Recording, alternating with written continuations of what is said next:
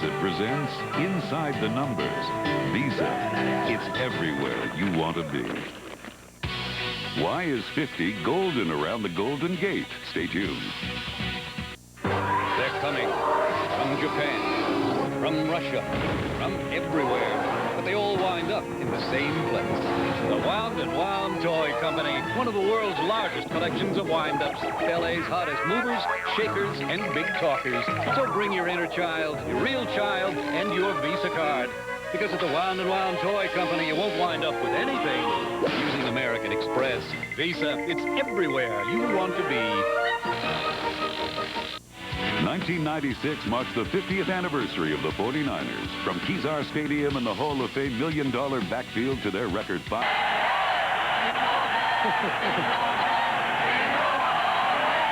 And Merry Christmas to you all on 4th and 5 for the Lions after the timeout.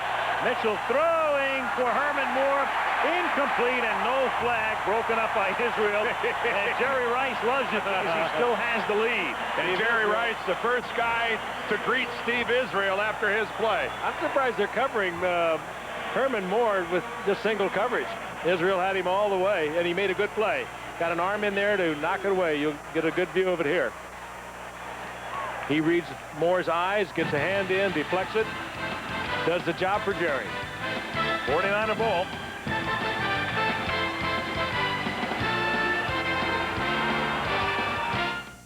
Former Arizona State quarterback. From the 32-yard line, this is Anthony Lynn. Just a little pre-Rose Bowl pop. Gain of 15 for a first down for Anthony Lynn. Jerry says, keep that ball, baby. Move the sticks. Run out that clock. He still has a 2-reception lead over Herman Moore.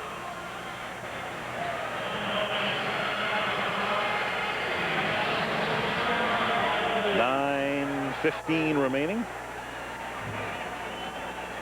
123 receptions a year ago for Herman. His best. On his way to the Pro Bowl is Herman Moore. And you know, a little bit about what happened tonight. Derek Lavelle into Lion territory. Banged out of bounds inside the 40 at the 38. Good block by Derek Dees to spring him that time. First down, 49ers.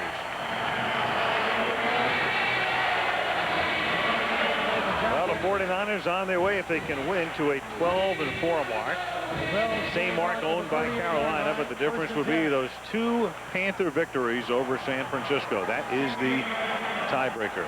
When they look back on this season, I think the 49ers are going to think about the turnaround at the end of the season against Pittsburgh a week ago, beating a really good football team on the road after that debacle the week before against Carolina. They really pulled it back together. From the 38, Lavelle. I think it's interesting to note, too, the only other losses suffered by the 49ers this season were overtime losses at Green Bay and against Dallas here.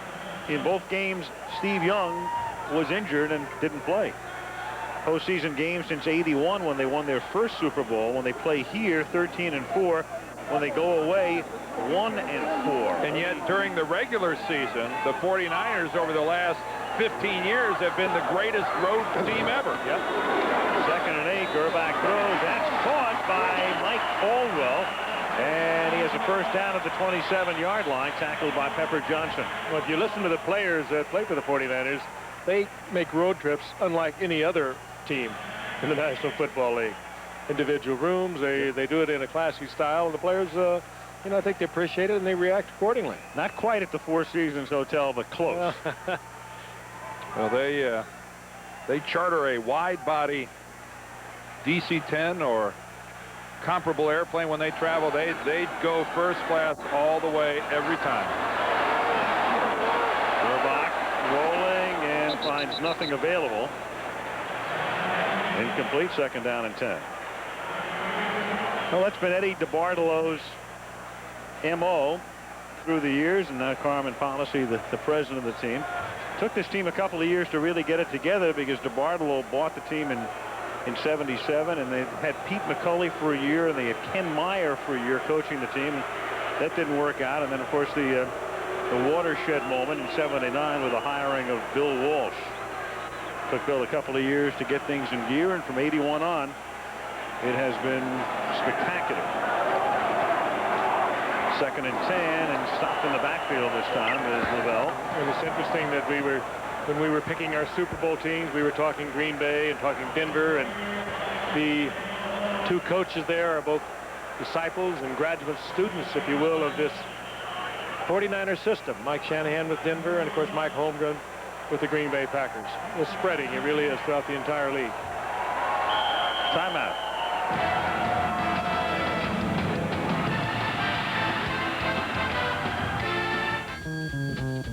On Saturday. Here's a reminder, you can check out the NFL's new internet site for up-to-the-minute scores, stats, and news from around the league. It's all right there on NFL.com. I'm going to be into it. Yep. So am I. I'm going to get my little mouse and we're going to be pecking away. Move it around. Point that mouse, huh? Barry Sanders. Minutes away from another rushing title. He looks on as the Niners on 3rd and 12 have Gerbach retreat, throw, and that's dropped at the 21-yard line by Owezike. 4th down. Right in there, too. And the 49ers will attempt a field goal. Looked like it was a little bit back behind him. It looked like he had to pivot around to try to yank that toss in from Elvis. Pretty good coverage, though, and he got it in there. This one, you know, I'm sure he'll tell you he should have caught. Yeah, that was not as far behind him as I thought. I retract my previous statements. Oh, sorry about that. Stricken from the record. That's Please. An erroneous call on my part. 49-yard attempt coming up for Jeff Wilkins. Gibson Wheaties. Yep. Got it. He's got it from 49. With 6:28 left in the 4th. San Francisco now up 24-14.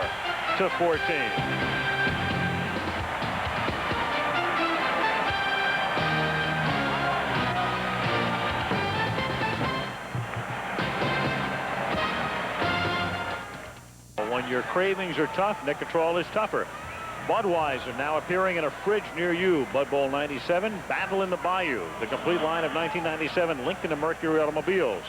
And Visa, the preferred card of the NFL. It's everywhere you want to be. Santa's everywhere. Yep. On his way. Well, tomorrow night. Wilkins, who just kicked a career-long 49-yard field goal, kicks off to Milburn, and Glenn's taken down at the 22-yard line by Mike Caldwell. And Jerry Rice looking on, wishing and hoping that Herman Moore will not catch another ball tonight. Jerry at the moment still in the lead in terms of receptions for the season. By 2, right? 108 to 106. That is correct. And he is probably calling Pete Carroll and calling for triple coverage on Herman Moore. Steve Israel is Jerry's man right now. He's one-on-one with Herman, and Mitchell looks that way and is going to get sacked here by Bryant Young. By that time they were on double coverage with Herman Moore. Yet the game within the game. And that's coverage as Scott Mitchell was looking only to Herman Moore. The coverage of Herman Moore, the double coverage, brought on the sack. Makes it 2nd down and 17 now. That's that race. Steve Young has already wrapped up the passing title. Barry Sanders has wrapped up the rushing title. And the question remains, who will lead the league in receptions? Rice or Moore? And they give this one to Ron Rivers, who is Sanders' backup, takes it up to the 18-yard line. Again, at the top of the show, we talked about Wayne Fontes, how William Clay Ford, the owner of the team, has said he will meet with Wayne probably on Thursday. He has indicated, as Mr. Ford, the decision has been made, but has not revealed it. And as I mentioned at the very top, a lot of the assistant coaches are under the assumption that rain is over and a change will be made. 3rd down and 14 from the 19-yard line. Let's Still slings it, and that's incomplete. It's 4th down. I think Wayne Fontes is about as upbeat a person as you will ever encounter, and he's been in this situation before, and he's always been more positive than he is now. I think for the first time I've seen Wayne showing the wear and tear of the constant criticism that's been coming his way. Wouldn't you agree? I would agree, definitely. Mark Royals kicks to the 39-yard line, and Dexter Carter brings it back to the 47. Wayne has had people nipping at his heels for a long time, and for the first time I think he's limping and he's bloodied, and he's showing the wear and tear of a battle. He did say that at one point, that he would never coach again if he had to leave, but he has retracted that. And we talked to him last night. He said, no, that was not the case. He would have to evaluate it. That's the last pass play. Of course, they're thinking about keeping Jerry on top and Herman behind him. This is bizarre, isn't it? Yeah, the game within the game. Yeah, well, life is good for these guys. Good for these guys, not so good for Wayne Fontes. Good for guys like Pete Carroll. It's a tough situation with coaches now coming and going and all of that. And the way it's been played out in the media is tough for a lot of these guys, too. LaVille, to Pete Carroll's credit, I talked to him before the game, and I said, would you mind just doing a little soundbite with us about it? He said, you know, I would normally do it, Pete said, but it's so unseemly, and you have to respect what he said, because there is so much garbage that is regurgitated now in newspapers and on television with the names of the coaches in this rumor and that rumor, and it's gotten to the point where it's ridiculous, and you forget that you're dealing with human beings. Not only that, you're dealing with wives, you're dealing with children. When a coach goes down, you're talking about a staff of 12, 14, 18 people that are going to have to totally relocate their lives. I hope there's no regurgitation on this show. Well, on this show, there's no regurgitation. We only deal with pristine garbage on this show. Well, you sure sympathize. I have been where the Detroit Lions are right now, and I've been there many more times than I've been over on the 49er sideline.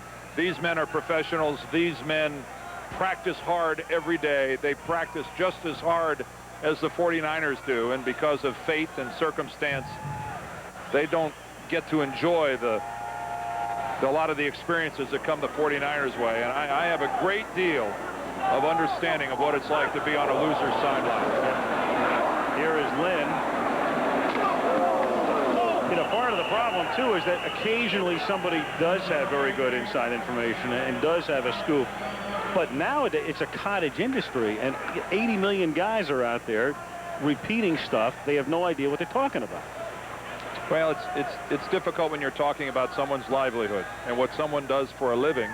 And, you know, sometimes you become a little too cavalier in talking about this guy should be fired, this guy needs to be fired, this guy should be run out of town. Yep. That type of talk, I think, damn it, it's disconcerting. But Al's saying the viciousness of it, too. It's just incredible. Unattributable sources. I mean, I heard a report yesterday about the 49ers talking behind Carroll's back to try to take him down a little bit so other teams wouldn't be in. What kind of nonsense is that? Jerry Rice was asking Bill Walsh if he'd present him at the Hall of Fame. This is Dexter Carter to the 26-yard line. It's 2nd down and 2. Since Bill is so familiar with Canton. That's right.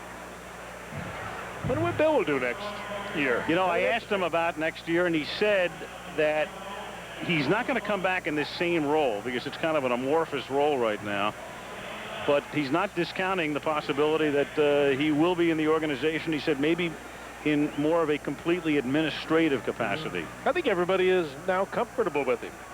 I think maybe he might have been a little awkward at the beginning last summer, but it seems very comfortable with everybody, including head coach George Seifert. Seems to have no problem. Carter on 2nd and 3 takes the ball to the 21-yard line. And that's a 1st down. This drive began with 4:55 left on the clock. 49ers, among other things here, not only controlling the clock, but what they're doing is they're keeping Herman Moore, to the delight of Jerry Rice, off the field. Herman right now, I imagine, is starting to feel a little pressed. He knows where he is, and he'd like to have it. And he's saying, why does Jerry have to have everything? 12-4 in the playoffs. every conceivable passing record known to man already belongs to Jerry Rice. He'll set records that'll never be broken, and he wants his too. 2-minute warning.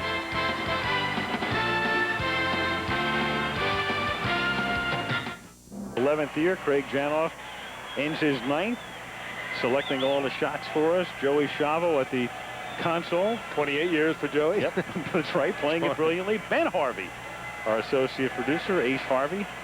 Jaime Bravo, our AD. ABC Productions. Yep, Bob Simon, Ed McKenna, Robert Weiss, Dennis Zabo, and Jim Licata, helping to send the sights and sounds out. Victor Vitarelli and Chris Pfeiffer.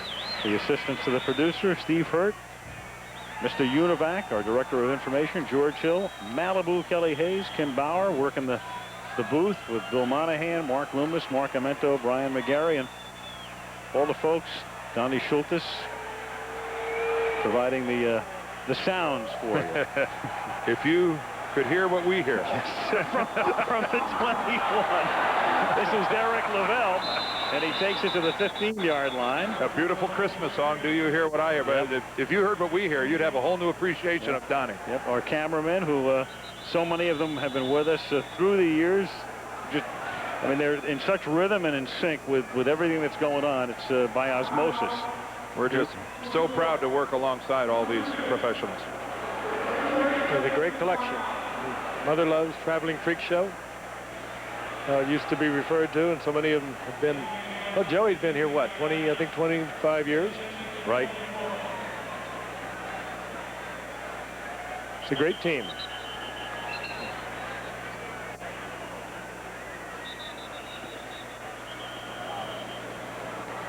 And proud to be, again, right now, it's the #1 rated show on ABC as we wrap up our 27th year. Appropriate position.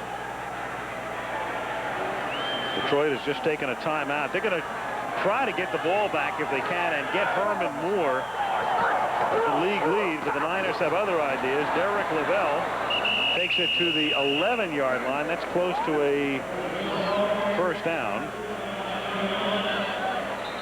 And the Lions are caught between the rock and hard place here because they'd like to take a timeout, except it's a first down now. And they'll take it anyway. One of the names that just went by there, I want to thank Mark Mandel for all the help he's given us during the course of the year, our director of public relations here at ABC Sports, who certainly works with the three of us an awful lot to help us out.